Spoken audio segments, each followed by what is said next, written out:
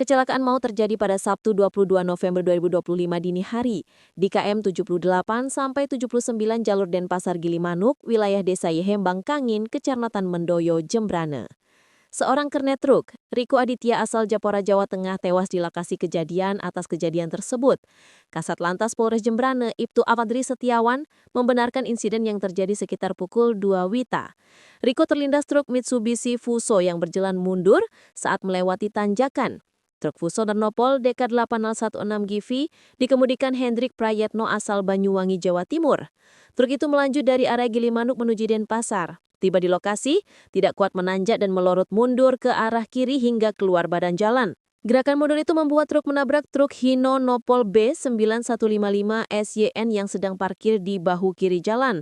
Padahal lokasi tersebut terdapat rambu larangan parkir. Benturan kuat mendorong truk Hino yang dikemudikan Danuk Aji Wiono asal Semarang ke belakang kanan hingga masuk area persawahan.